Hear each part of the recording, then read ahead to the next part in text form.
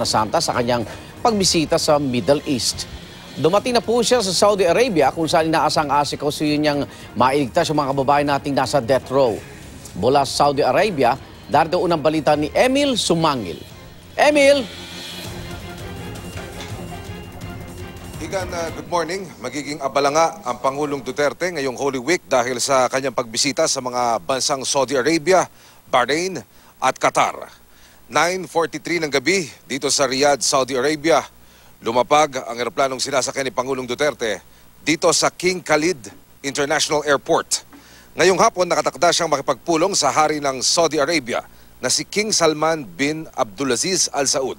Ayon sa Embahada ng Pilipinas dito sa Riyadh, isa sa mga tatalakayin sa pagpupulong na ito ang mga hakbang para mailigtas sa parusang bitay ang mga kababayan nating nasa death row. Ayon kay Consul General Eric Arribas, sa halos mahigit 800,000 Pilipinong narito sa Riyadh, Saudi Arabia, 700 kababayan natin ang nakakulong rito dahil sa iba't ibang kaso at 21 ang nasa death row.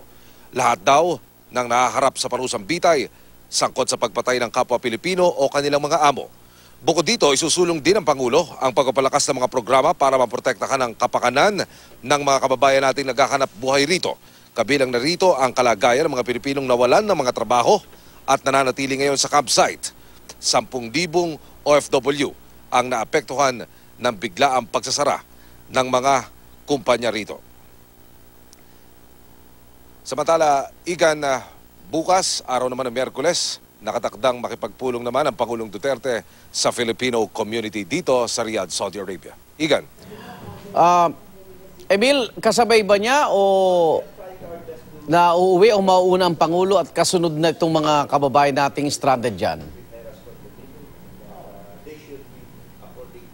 May binabanggit na ilang detalye ang mga taga-embahada ng Pilipinas dito sa Riyadh, Saudi Arabia, Igan, pero hindi nila kinukumpirma kung ang mga Pilipinong iuwi ba kasabay ng Pangulong Duterte sa Pilipinas ay yung mga na-stranded nating kababayan dahil may lumulutang din ang mga impormasyon, Igan, na yung ilan daw sa mga kababayan naman nating nasa death row na binigyan ng pagkakataon ng bansang Saudi Arabia na maabsuelto sa parusang bitay ang sinasabing maiuwi o maisasama ng Pangulong Duterte pabalik sa Pilipinas. Inaantay pa natin ang kumpirmasyon ng Malacanang ukol sa usapin na yan.